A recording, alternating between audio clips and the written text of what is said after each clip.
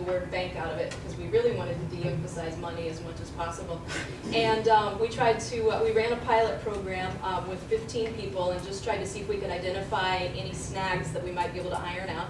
And then we took deep breaths and opened it to the public in May of 2011 with 15 members. And we've just been delighted by the response we've gotten from the community.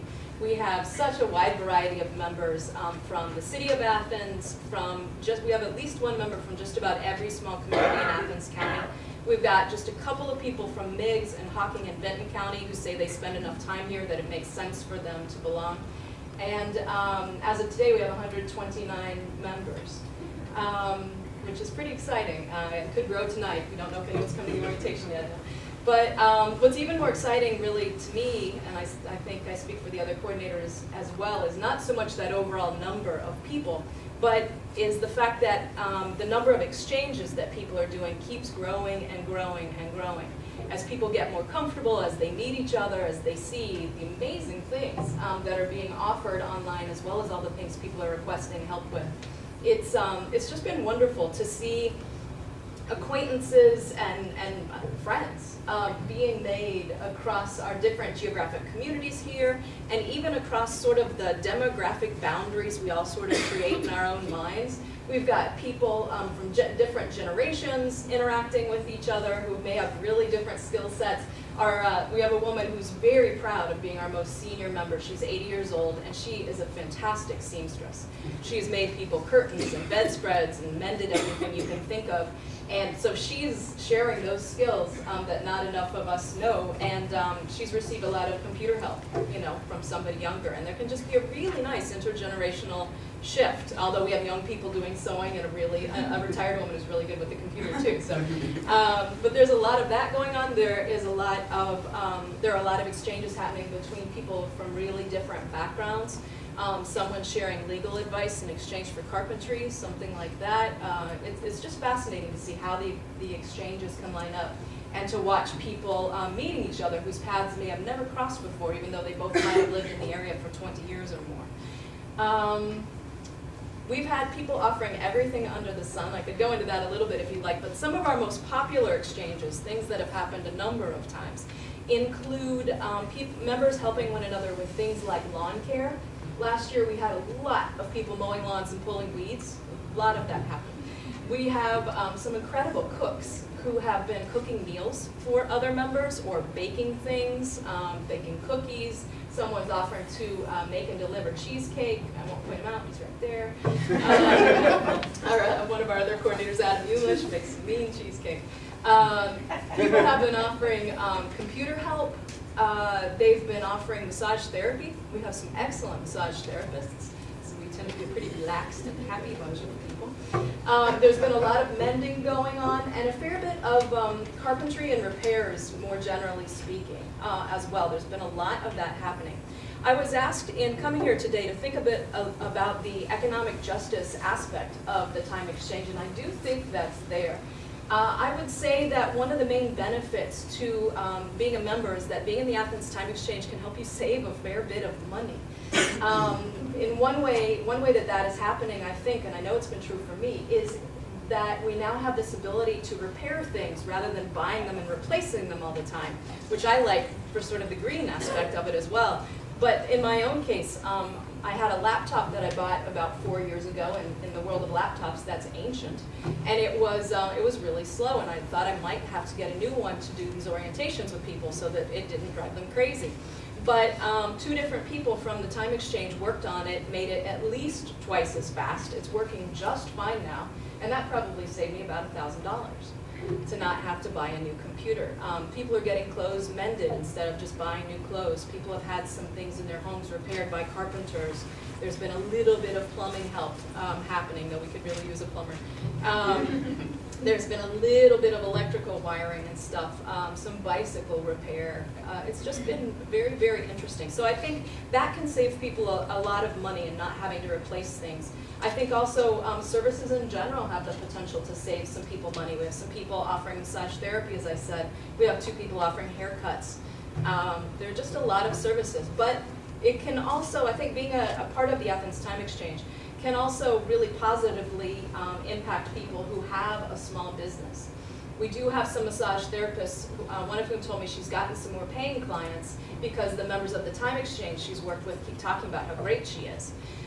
We have a woman who makes some beautiful, absolutely gorgeous beaded jewelry. And she's gotten assistance with her website, with some flyers, with her business cards. That has been really helpful. We have a woman right now who is in building up to start a business as a professional organizer. And she is helping a lot of people in the Time Exchange and looking for testimonials, so that when she is ready to launch her business, there will be a lot of us, because I was a very happy customer, who will be able to share positive information about her skills as an organizer. And then we have some people offering to do things that I think could be very beneficial to people with small businesses or who were thinking about opening small businesses as well. There's a man who's offering to do some business consulting. There's an attorney who is she's offering to do a few limited legal services, things like evaluations of contracts. There are a couple of web designers, just people with like master's degrees in computer science, pretty good people. There are some photographers who can take photographs for websites. There are some graphic designers for business cards, flyers, as I said. There's a woman offering tax consultation. There's another person offering Quicken help for setting up your bookkeeping or whatever. There could just be any number of things that might be helpful for someone who is thinking of starting a business. In terms of how, I could talk to you, but I'll try to hit the high points. One of the things we really like about the Athens Time Exchange, in addition to the community building, and I think really now that it's going, actually, to me the community building aspect is probably the single most important part of it. I wanted to help create this because I was thinking about the economic justice and about the recession and how there might be a lot of people in Athens right now who had more time than money. And I do think that's a component, and that is helping a lot of people. But lots of people have benefited from the community building aspects of it, from getting to know the other people and just realizing what a wealth of talent we have in this community. How you don't have to send your computer away several states away to have the manufacturer something that maybe somebody who lives 3 blocks away has exactly the skills that you need. And that's pretty empowering to just realize how many good, capable people we've got around here. We also have a potluck about once a month, and those are really fun. And we do not require people to be excellent cooks to join, but that seems to have happened naturally. Potlucks are really great. Usually for members only. Occasionally we open them up to other people. The way that people join, we've tried to keep fairly simple, and we've really tried to keep the cost down. We do have to charge a little bit of money to pay for the website that we use to keep track of everything and a few other little expenses, but it's $5 a year for an annual membership. People fill out an application. I can show you the webpage on which you do that. We're part of it. Oh, let's see. There we go. This is our Blogspot page for the Athens Time Exchange. It can provide more detail on several aspects of the Time Exchange if you're interested. And if anybody is really wanting to join, you can join right there. Join now. That link will take you to an application page that takes, people are telling me, about 10 or 15 minutes to fill out. It asks some things you'd never expect if you weren't wanting to do something like this, like does your home have stairs? Do you have any pets? Because if you think about it, if someone's thinking about helping you with an exchange, if they have mobility issues or allergies, that might then become very relevant. But it doesn't take very long to fill out. Once an application is submitted, then we coordinators receive an automatic message saying that person has submitted an application, and then we will reach out to you and tell you when the orientation sessions are happening and invite you to come to an orientation. The orientation typically takes about 45 minutes. Or if it's like 3 people at a time, maybe it's an hour long. That's when you bring in the $5, and we do ask people to show us a photo ID, and there's a membership agreement that we talk to you about, and then we can help you post offers and requests. And once people do those things, and once people post at least 1 offer and 1 request, then you get 2 hours to start using for exchanges. So it's hopefully pretty fun. Nobody seems to leave crying. We try to explain things and answer questions at those as well. And right now we're holding 3 orientations a week, and things are really growing. It's exciting. And I would be very happy to answer any questions that you might have. I could go into a lot more detail on things, but I'd like to see what you're interested in knowing. Yes?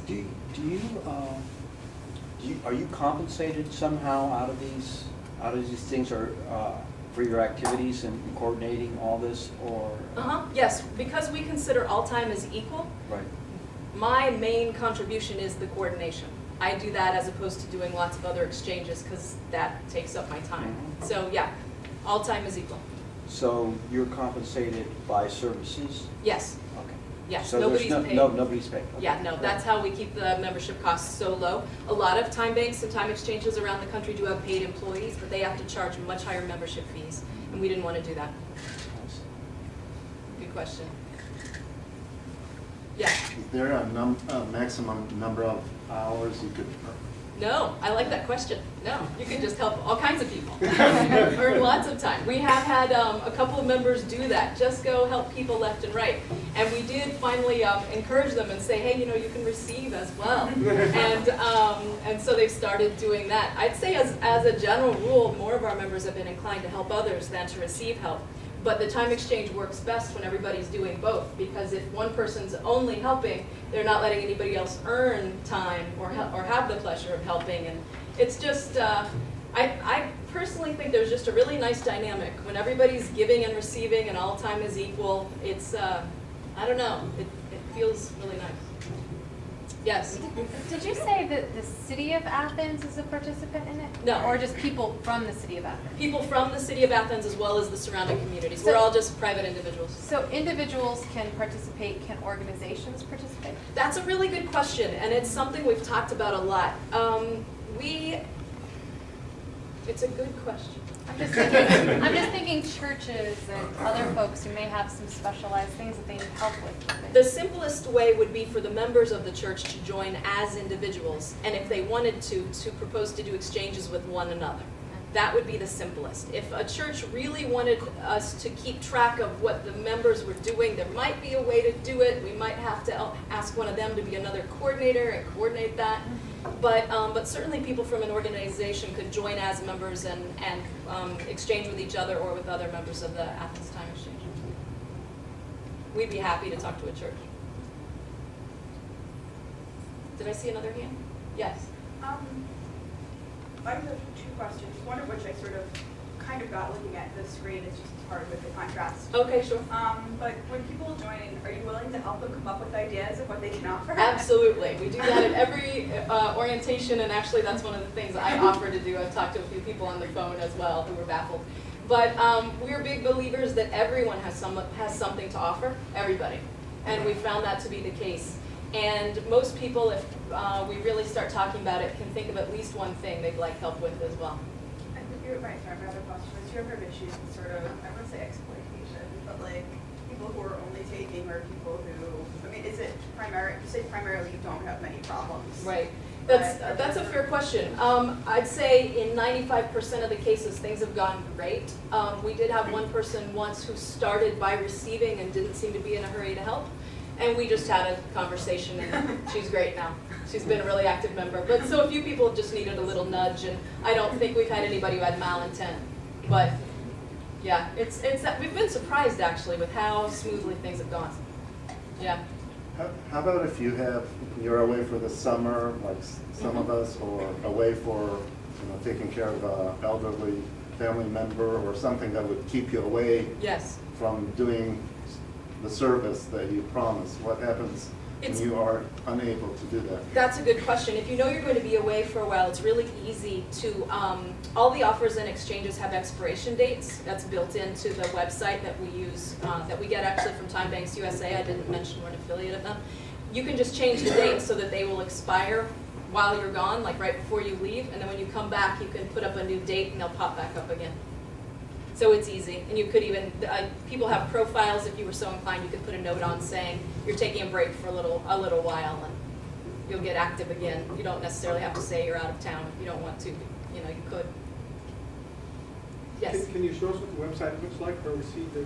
I can show you the home page. We're kind of protective about showing people who our members are and stuff, but yes. I can show you where you would go if you start the application, first of all. It just starts there. This thing, this mysterious thing that they don't tell you what they're asking about, with the squares, that has to do with your availability. And you can put sort of a general availability profile on here, but then you can also customize your availability each time you post an offer or a request, in case like perhaps there's something you'd rather do in the mornings and something else in the evenings, etc. But yeah, that's what that's about.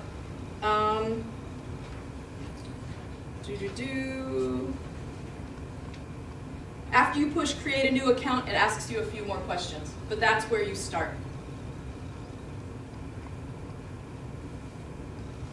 Is that what you were asking? That's sort of, Okay. yeah, I understand the idea about privacy. Okay. And then I'll show you, once you're a member, I'll show you what it looks like. This is where you would log in. And then once you do, more interesting information about events and things pops up.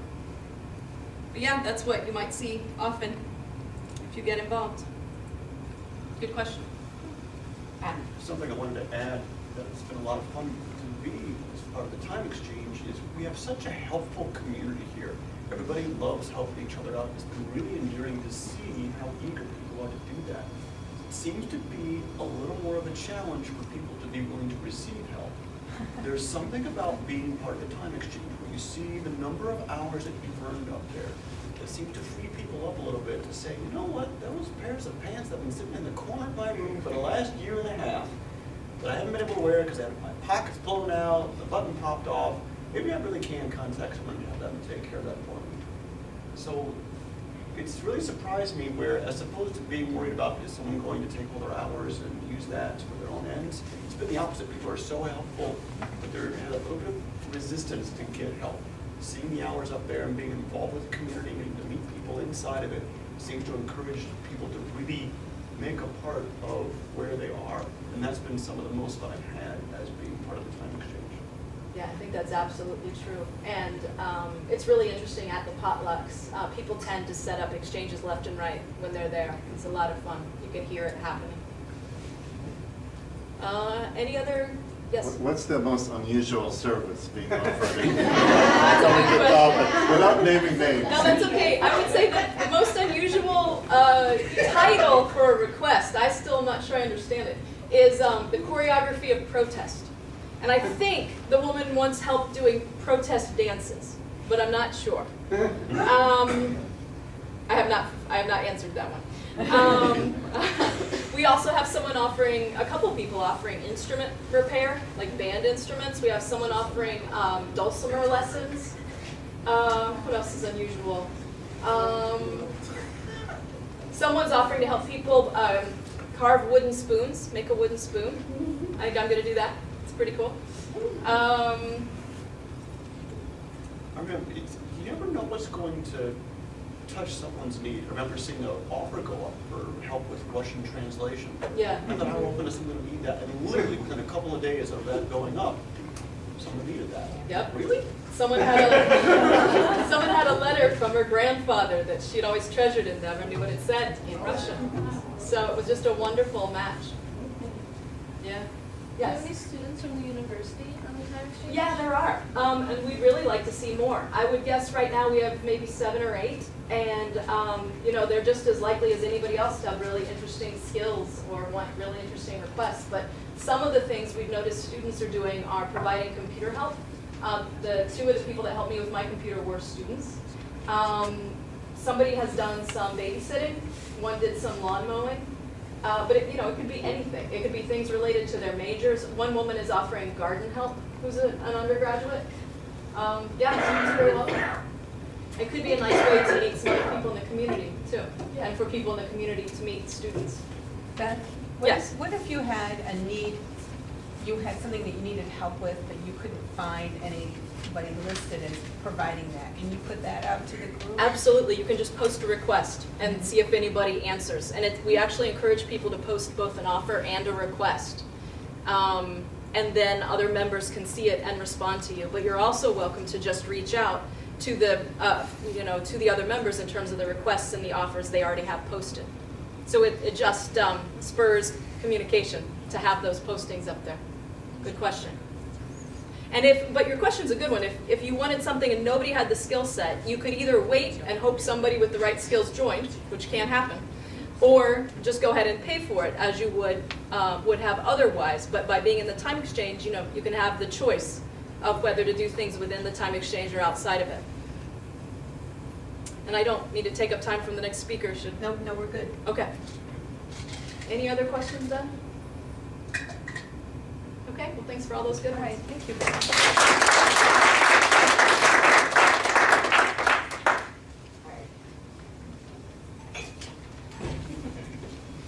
Honestly, yeah. Thank you very much. Thank you. Great.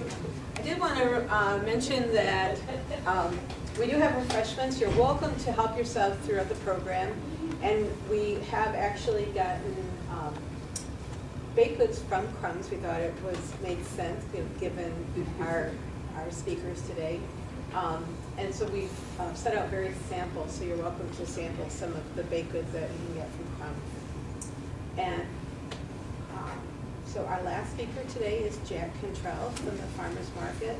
I don't know if you all know this, but this year is the 40th anniversary of Farmers Market. It is? It is. I think I'm gonna have to appoint a committee to talk about that. You think we could? I'm pretty sure someone told me.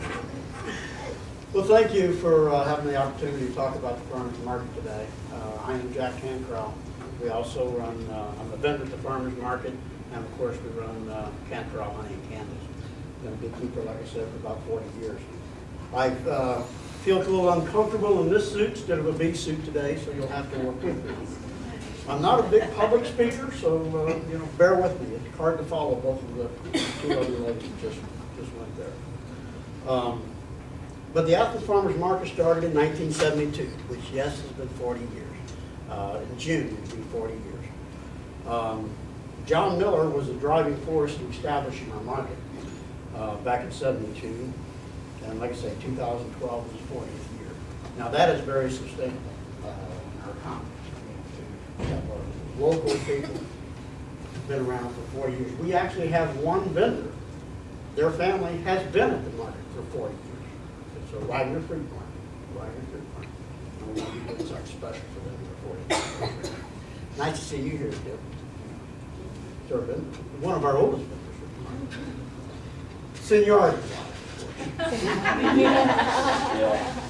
The farmers market does provide an outlet for local farmers and other people, placing the consumer and the grower together.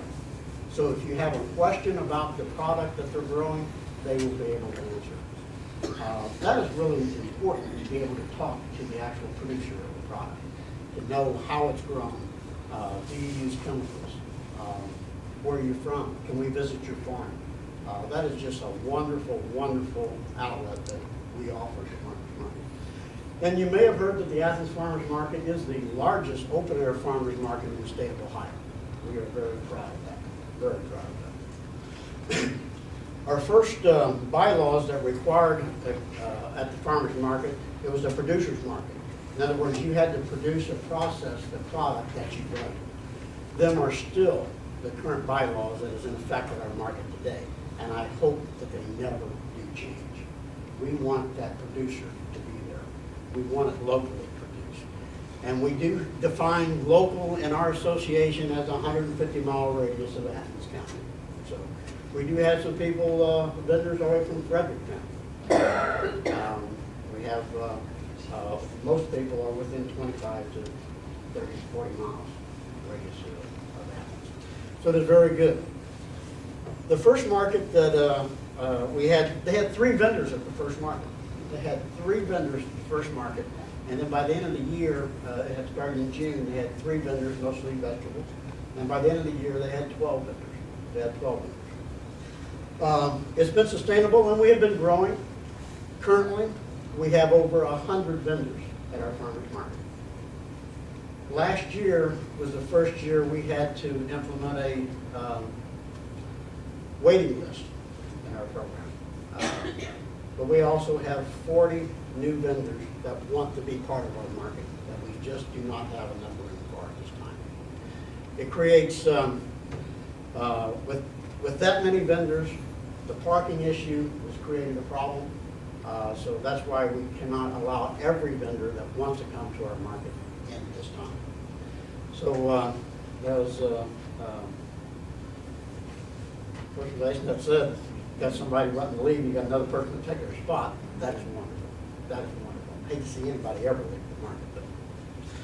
But Athens Farmers Market first started at at the city recreation area until the spring of about 1988. Then in 1999, they had 32 spaces available at the recreation center. Then we moved down the street to our current location at the University Mall. It is now known as the Market on State. I don't know if that name was derived from the use of our market or not, but it's really no. So that is good. But with the move, the market, we opened more vendors available, more space for more vendors. But it also created more problems. It also created more problems with parking issues. But as you all may know, the market is open on Saturdays from 10 to 1, and on Wednesdays from 10 to 1 from May through December. Now, we tried different days in the past. Sometimes they didn't work out. We tried some areas on 4th Street there, on a Sunday afternoon. It really didn't work out very well for most of the vendors. So we still are looking for different ways to expand our market. We really are. But 3 years ago, with the cooperation of the mall owners, we actually opened what we call our inside winter market. We currently have 30 vendors on the inside market right now. 30 vendors that come inside on the Saturdays. We still have vendors that are on the outside. Rain, snow, sleet, or hail, just like the postman, we're still there. They're outside. Some people don't want to move inside because of the amount of product that they have. They don't have enough room. We have some limited room inside the mall. So, but there are vendors there every Saturday, inside and out. So we appreciate the patronage of that. When we moved from the recreation center to the new location, like I say, better parking, more room for vendors, and our market grew. Athens Farmers Market became and is still an icon of Athens. But even at the visitor center, they say, well, what's there to see? Well, Athens Farmers Market. Athens Farmers Market. We've only been a resident of Athens for a little over 15 years. But we owned property down here prior to that, and I lived in Sin City, Columbus for a while, in Westerville.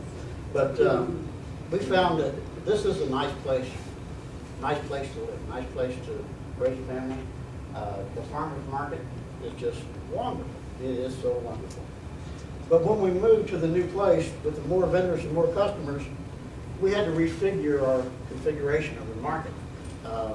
We'll go along State Street. We opened up what we call a T. We opened up a T where more vendors could participate in the market. And that worked for several years. But what occurred is we had so many people coming in on Saturdays. Parking, you'll probably hear me say the word parking a lot. That's been a big problem. The tenants of the mall, their customers had no room to park. And that created some problems for our market. So we had to come up with a solution. We eliminated the T and closed the entrance and put our vendors straight across all the way along the State Street there. And that opened up, alleviated the parking problem across the front. So that was really great. That really worked out. It's been received by customers and vendors alike. It's really worked out great. We've had no more complaints from our mall owners. We've had no more complaints from our fellow vendors inside the mall. So it worked out great. Was it easy to get that done? No. We had to talk to the mayor and the executive director, and mall owners, and different people there at the market, at the mall to get it to work out. But the Athens Farmers Market, in order to be sustainable, we've had help. We've had help from ACENet. ACENet has been a wonderful partner of the farmers market. Ohio Job and Family Services has been a wonderful partner of the farmers market. The 30-mile meal program, the visitors tour, the Toyota tour that was here a couple of years ago, came in. That really